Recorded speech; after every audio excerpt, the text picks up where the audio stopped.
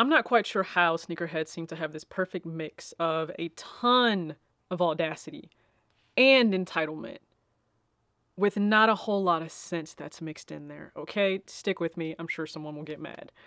Following the FY25 Q3 earnings, so many were very vocal on what needs to happen, what should happen, why is Nike struggling? Sneakerheads, I'm gonna not even hold your hand when I say this, okay? Because maybe you just need to take a walk or take a run around the block real quick. It's not all about you. Like, you guys are really giving off only child mentality. I'm an only child and I don't act this way. And it was really all about me when I was growing up.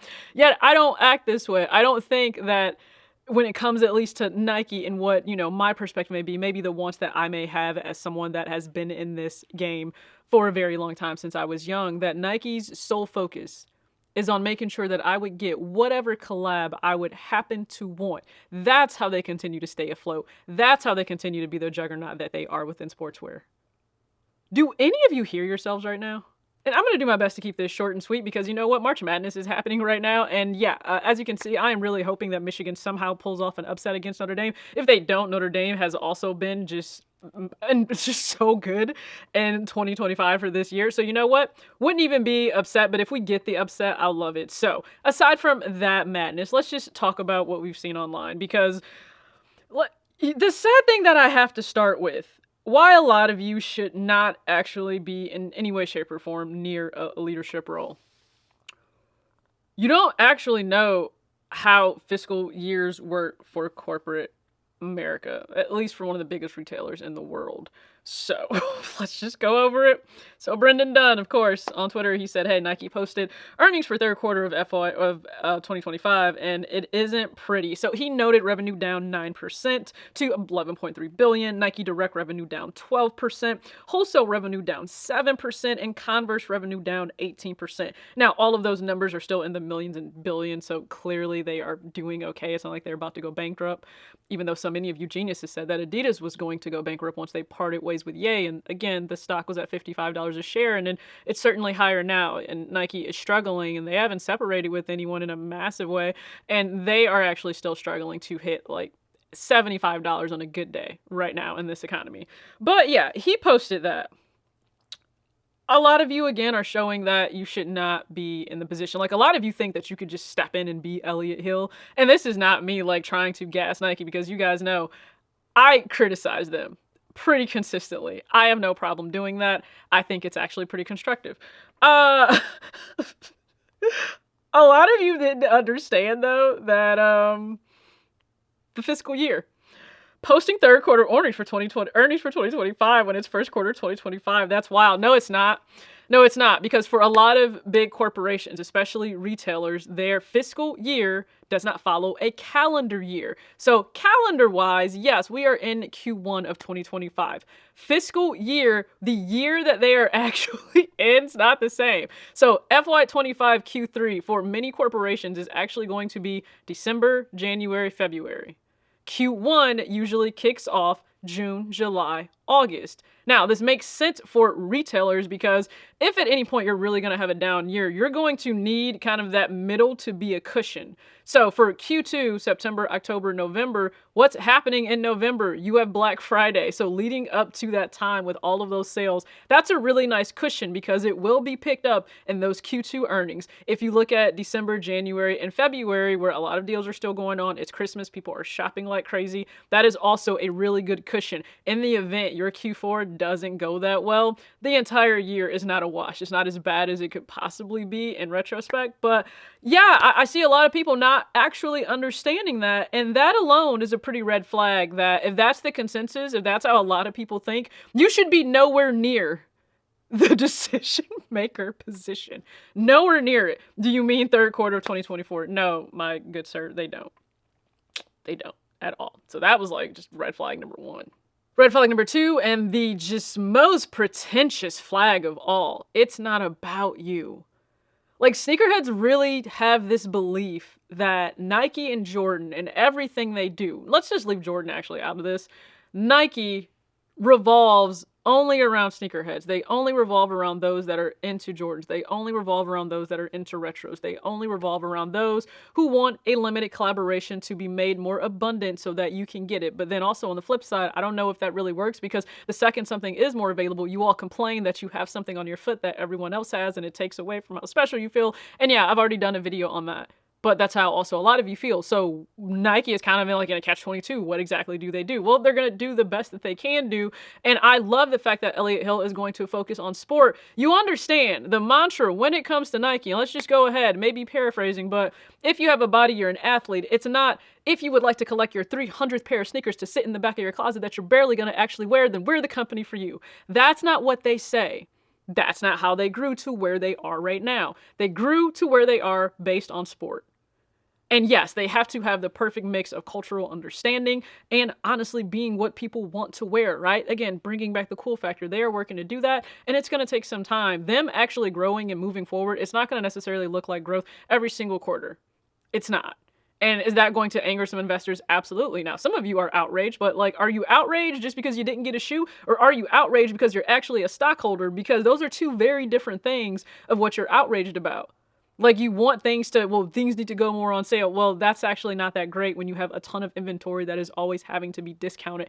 That is terrible. But we can just go ahead and pull up some of these comments, because it's proving that a lot of sneakerheads think Nike would just do better if they only just focused on the sneakerheads. They're losing ground because they're not even considered like number one for a lot of people in their minds for running. And do we want to just go back and figure out like what really put them on the scene? Don't think it was like collaborations. All right, let's just throw them up here. Should have made more SB4s and Bread 85s. You think that the average American that is just regularly shopping for shoes, you think that's what they were checking for? You think that's why they lost market share? Is because of the $250 85 Bread and SB4s. Okay. That's what happens when you make your products limited and then proceed to blow millions on a release campaign. Jordan choosing to do the most for the Bread 85 is not why they are in the position that they're in. This is based on so much more. But again, it feels like just a super limited perspective. Now, I do appreciate this one in terms of price is the number one reason. They even stopped their promo codes, which slows sales down. Not everyone wants Jordan. Some of us prefer the old school Air Max 1s and those new colorways of Jordan due to his love for this or that. Stop. So they said keep it OG and simple. Now, I don't know that truly just keeping it only OG is what needs to happen, because again, you're not innovating, you're dying as a brand. If you're not capturing the attention of younger demographics, you're dying as a brand. Because again, you as a Gen X, as a boomer, millennial, we're all going to die. So they have to be able to sell shoes to everyone that's going to be younger than us. That's where they're actually struggling. So they can't just be OG, because the young kids are already proving to you they don't care about things that are not OG. Like, they don't care about the OG things.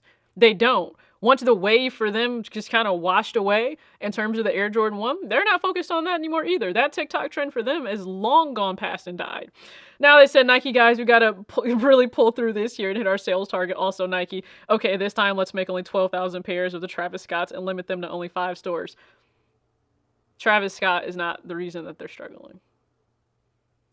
Like, I want you all to just expand your horizons beyond the sneakers app, beyond just these limited collabs of thinking that is the reason Nike has lost global market share.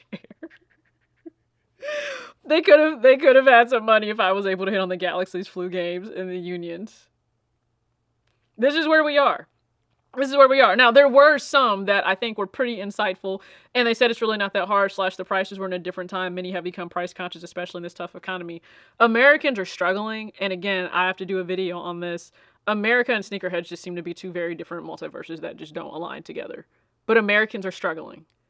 And therefore, a lot of them are not going to just go and drop 200, 215, 225 on all these retros that you're whining and complaining about that need to be in more abundance. For what? So they could also sit even, like, they're going to sit even more. They'll have to be discounted. Now we're back to the problems that they had before with the prefit.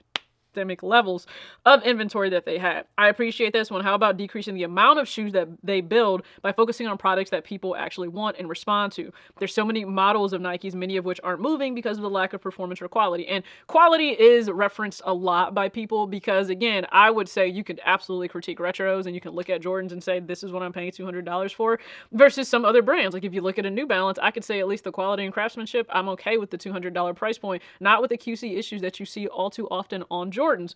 But the performance, there are other brands that are going to give you the performance you want as an athlete, as someone that is active, not just sitting on your butt waiting for the next release to come and you're just not actually using these shoes for the intended purpose, and it's actually sport. Like, sport is what put Nike on the map. Sport is what is going to have to save them.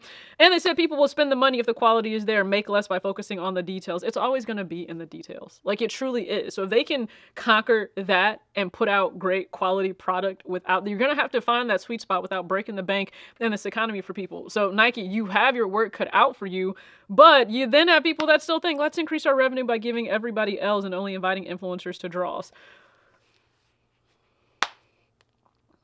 Where did we go wrong?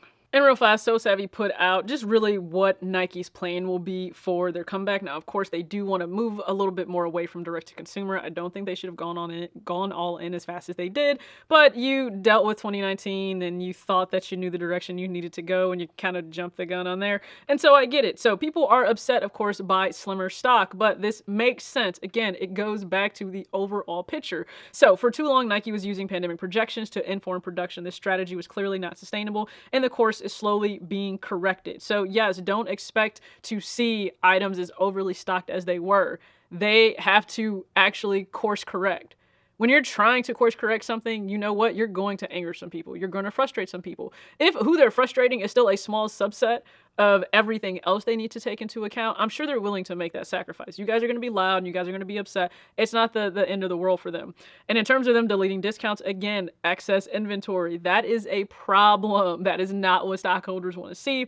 And so it said Nike expects to rely less on discounts to sell product, increasing their overall margins and strengthening their brand image, because you don't always want to look like you are on sale or discounted. I laugh when I see a shoe within 5 days, 5 business days, like it's already being discounted certain places. That's not good. But more importantly, I really do want people within sneakers to look beyond yourself.